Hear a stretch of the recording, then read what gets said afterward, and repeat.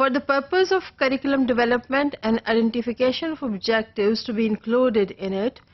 we have looked at that how psychological knowledge of learning is important and how it can be used for this purpose. हमने देखा कि learning psychology का knowledge हमें help करता है बहुत छोटे लेवल पर, जहां पर हम ये फैसला कर सकते हैं कि किस तरह से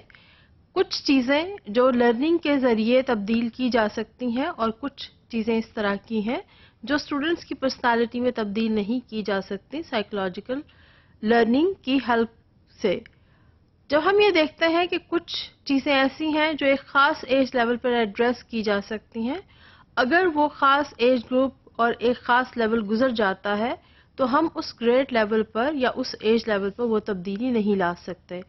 बिल्कुल इसी तरह से ये फैसला करना कि किस ग्रेड लेवल पर कौन सा टॉपिक या कौन सा कॉन्सेप्ट पढ़ाया जाना चाहिए,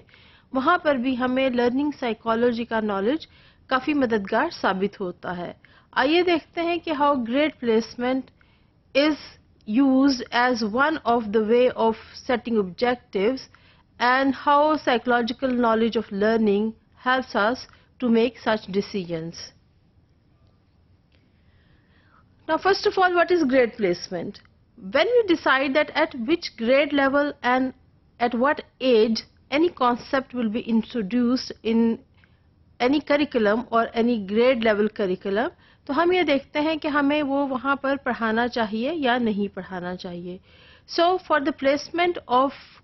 any topic or to make a decision that this topic will be taught at this grade level and when the kids will be of this age group, so we say such decisions are being made after having some knowledge of learning psychology, that what will be useful and what will not be useful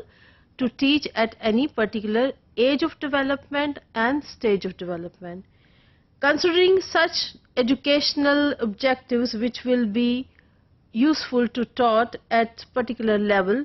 we have a range of grades. आपको पता है कि grade 1 से grade 5 तक और grade 6 से 7th 8th तक कौन से कॉन्सेप्ट्स को हमें पढ़ाना चाहिए, तो हमारे पास एक रेंज होती है. बिल्कुल इसी तरह से बच्चे मुख्तलिफ एज ग्रुप के होते हैं और वहाँ पर हमें ये डिसाइड करना पड़ता है कि हमें किस तरह से और कौन कौन से ऑब्जेक्टिव्स एक ख़ास लेवल पर शामिल करने चाहिए. हम ये भी देखते हैं कि किसी भी कॉन्सेप्ट को पढ़ाने के लिए कितना वक्त दरकार होगा और हमें कितनी एफर्ट एक ख़ास एज ग्रुप के लेवल पर करनी पड़ेगी ताकि हम उस ऑब्जेक्टिव्स को या एजुकेशनल ऑब्जेक्टिव्स को सही तरीके से अटेन कर लें या अचीव कर लें. ये वो तमाम चीज़ें हैं जो हमें लर्निंग साइकोलॉजी के नॉलेज की मदद से ही करना होती हैं और साइकोलॉजी का नॉलेज जो लर्निंग के रेफरेंस से हम देखते हैं वो हमें हेल्प करता है कि हम किस लेवल पर और किस एज ग्रुप पर किसी भी कॉन्सेप्ट को इंट्रोड्यूस करें. Now psychology of learning it helps us to get to know that the length of time we will need to teach any concept at any grade level and at which grade level and age group level we will have to make more effort. क्या हमें ज़्यादा कोशिश करनी पड़ेगी किसी भी concept को पढ़ाने के लिए और यूजुअली सीक्वेंस ऑफ लर्निंग क्या होता है. सो हम ये देखते हैं कि हम इन ऑब्जेक्टिव्स को अगर एक ख़ास एज ग्रुप के लेवल पर और एक ख़ास स्टेज ऑफ डेवलपमेंट और ग्रेड लेवल पर अगर हम अचीव कर सकते हैं तो हम उसे करिकुलम में शामिल कर लेते हैं. याद रखिए कि यहाँ पर हमने ये भी देखना है कि किसी भी एक कॉन्सेप्ट को पढ़ाने के लिए उसके मुख्तलिफ दर्जात क्या होते हैं या क्या सीक्वेंस होगा और किस किस लेवल पर हमें उस सीक्वेंस में से किस स्टेज का नॉलेज हम बच्चों को देना होगा. There are certain facts that there is no age level or grade level जहाँ पर हम एक किसी कॉन्सेप्ट को मुकम्मल तौर पर पढ़ा सकते हैं या एक एजुकेशनल ऑब्जेक्टिव्स को मुकम्मल तौर पर अटेन कर सकते हैं. इस तरह की ना तो कोई रिसर्च स्टडी है, अगर है तो बहुत कम रिसर्च की बुनियाद पर हम ये कह सकते हैं कि इस तरह का नॉलेज मौजूद है जो आप एक ख़ास लेवल पर अटेन कर सकते हैं. Otherwise many decisions about grade placements they are being done keeping in view that what is the sequence of learning और किसी भी पर्टिकुलर कॉन्सेप्ट के लिए। जब हम ये कहते हैं कि किसी भी कॉन्सेप्ट के लिए सीक्वेंस ऑफ लर्निंग क्या है, तो उससे हमारी मुराद क्या होती है, ये जानना निहायत ही ज़रूरी है। अगर हम ये कहते हैं कि हम बच्चों को पढ़ाना चाहते हैं कि लर्निंग टू रीड और हाउ टू रीड, अगर हम ये बताना चाह रहे हैं तो हमें ये जहन में रखना पड़ेगा कि first of all kids have to know all the vocabulary or related vocabulary, and they have to have some concrete experiences to make a connection between English language vocabulary and things as their common names. When you say there is a table, so kid must be able to understand when we say table, what we mean is हम मेज की बात कर रहे हैं। जब तक हम ये concrete knowledge of making a relationship between vocabulary learned in one language and being spoken in their mother tongue or common language, उस वक्त तक हम ये तवक्को नहीं कर सकते कि बच्चा रीडिंग कर लेगा और रीडिंग करने के साथ साथ comprehend भी करेगा। So first of all, a kid have to learn all the related and vocabulary which is directly linked with any paragraph you are teaching and specifically the language you are teaching.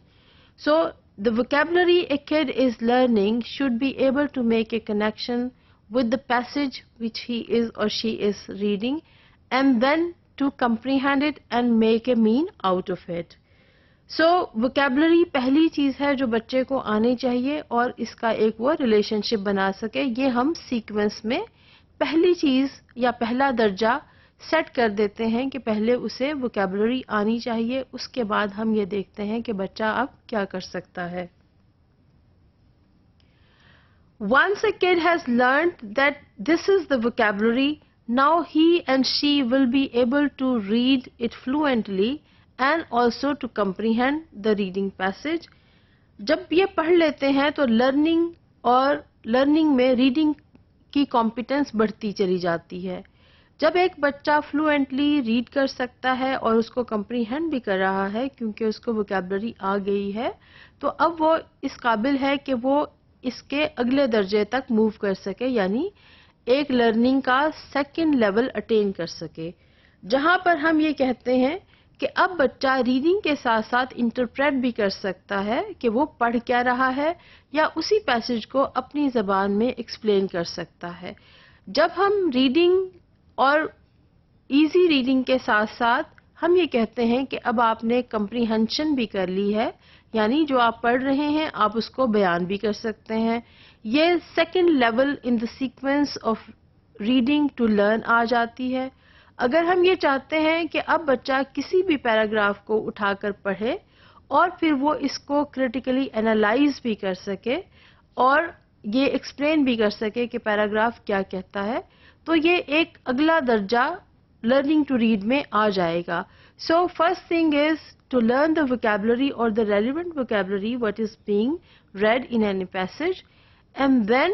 learning the vocabulary and then making a meaning out of it and reading fluently and easily and then with the comprehension. जब comprehension आ जाती है तो बच्चा उसको interpret भी कर सकता है और जब उसकी ability to interpret develop हो जाती है तो अब बच्चा इस काबिल हो जाता है कि वो उसको अपने अल्फाज में बयान कर सके और साथ साथ किसी भी पैराग्राफ को क्रिटिकली एनालाइज कर सके। ये वो सीक्वेंस ऑफ लर्निंग है जो हमें लर्निंग साइकोलॉजी की मदद से ही पता चलता है और हम लर्निंग साइकोलॉजी की मदद से फिर देख सकते हैं कि कौन सा ऑब्जेक्टिव हमें किस ग्रेड लेवल पर करिकुलम में शामिल करना चाहिए या करिकुलम में शामिल करने की सजेशन करनी चाहिए और इसके बाद फर्दर हम करिकुलम डेवलपमेंट के प्रोसेस की तरफ मूव कर जाते हैं।